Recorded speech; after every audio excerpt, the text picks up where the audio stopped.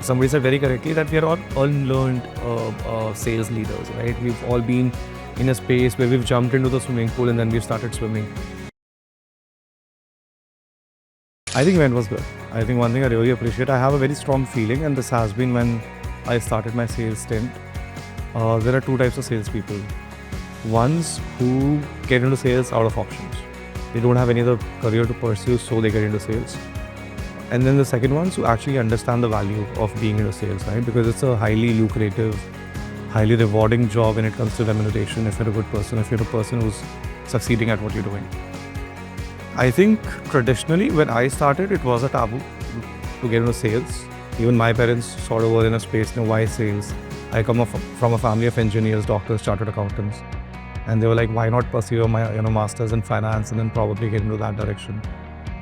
But it was sort of something that my mentor at that point in time pursued me to go get into. And I think what you're doing really great here is, and why did I refer to this statement was, I think now people are getting away from the taboo. Sales right now is looked at as for a lack of better word, a mainstream profession. And people do not have avenues to understand how to go about it. I think that education in terms of what to do and how to do is something that is very much missing. And I think a lot of people globally are doing it. In India, people haven't done so in the past. So great initiative, love the event, love the people. I think they're very enthusiastic. I think one thing, I'm not too sure if you're already doing that, one feedback that would be is for different pitches that I saw, if you're looking at geography specific targeting for the pitches, you might want your kids to have actually be more inclined towards understanding the differences of how you sell into different geographies. Because when you start a GTA motion in India, it's very different from doing a GTA motion in Europe against US, against GCC, with all of them coming with their separate challenges and modus operandi to actually pursue that. I think that is one thing. I'm not sure if you're already covering that, but I think that is one thing you should definitely focus on, because that is the way landscape has changed in the last 2 years, especially after COVID.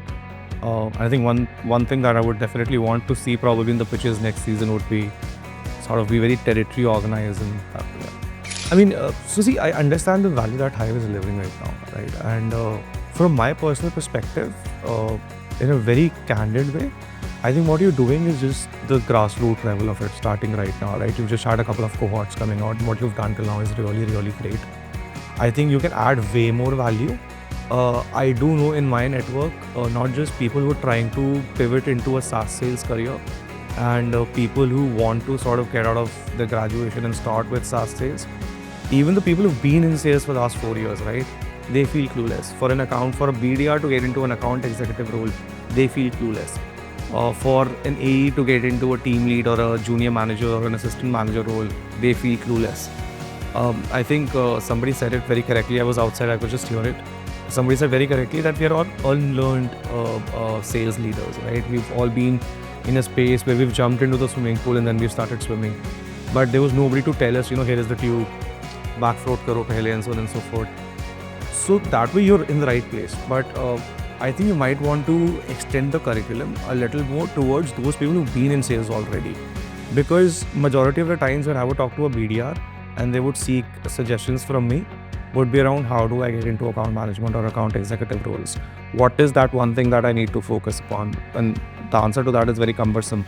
You have to do multiple things, right? So I think the cohort right now is at that stage wherein probably you don't need to do it, but probably start developing on that side as well, because I think there is more potential there too. Because these are the people who've committed their careers to SaaS sales. So the commitment that they have to this direction of career is way more than somebody else who might just be exploring it right now. I saw one of the people here was saying that his motivation is to start a career in sales and VC, right? Could have been somebody else who's an account executive and wants to make a team lead. So probably that course would add a lot more value. Yeah. Because none of them exist. Like I said initially, right? Sales was not a mainstream profession a few years back. It is now. And while you only get taught operations or marketing when you go into any of the B schools today, it does not suffice the grassroots level knowledge that a salesperson needs. I was 100% clueless when I got into this profession. I didn't know what to do. Thankfully, I had a mentor who was ready to invest time in me. Thankfully, there are a lot of other people, but that is like 5 to 10% of these SaaS sales professionals who get to be that lucky, who would be around somebody who's ready to invest time. So for those remaining 90% of the people, you definitely need to have an ecosystem that is a sales school at the end of the day. Yeah.